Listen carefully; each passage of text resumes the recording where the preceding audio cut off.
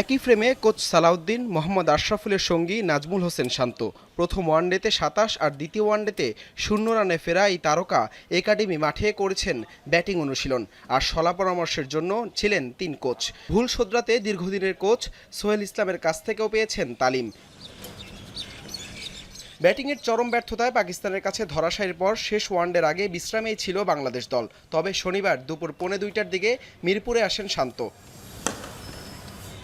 রোববার পাকিস্তানের বিপক্ষে সিরিজ জয়ের মিশনে নামছে টাইগাররা। সেই মিশনে বড় চ্যালেঞ্জ যেন ব্যাটিংয়ের দৈন্যদশা। আগের ম্যাচে এমন হতাশাজনক হারে আত্মবিশ্বাসেও নিশ্চয়ই কিছুটা চিড় ধরেছে। এমন গুরুত্বপূর্ণ ম্যাচে টাইগার একাদশেও রয়েছে এক পরিবর্তনের গুঞ্জন। অপরদিকে বড় ব্যবধানে জয়ের পর শেষ ওয়ানডের আগে আত্মবিশ্বাসের পারদটা নিশ্চয়ই উপরে থাকবে পাকিস্তানের। সিরিজ নির্ধারণী ম্যাচের আগে বিশ্রামে ছিল সফরকারী দলটাও।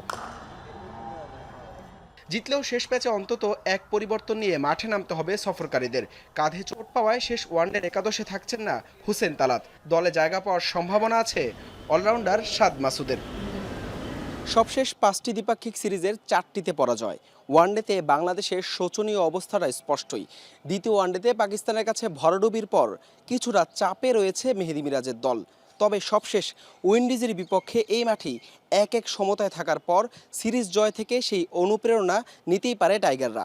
২০২৭ ওয়ানডে বিশ্বকাপে সরাসরি খেলার হিসেব নিকেশ আর র্যাঙ্কিংয়ে ওপরে ওঠার লড়াই। বাংলাদেশ কি পারবে সিরিজটা নিশ্চিত করতে? রোববার সেই উত্তরটা মিলবে হোম অব ক্রিকেটে। হাসান আল মারুফ, যমুনা স্পোর্টস, মিরপুর শেরেবাংলা জাতীয় ক্রিকেট স্টেডিয়াম, ঢাকা।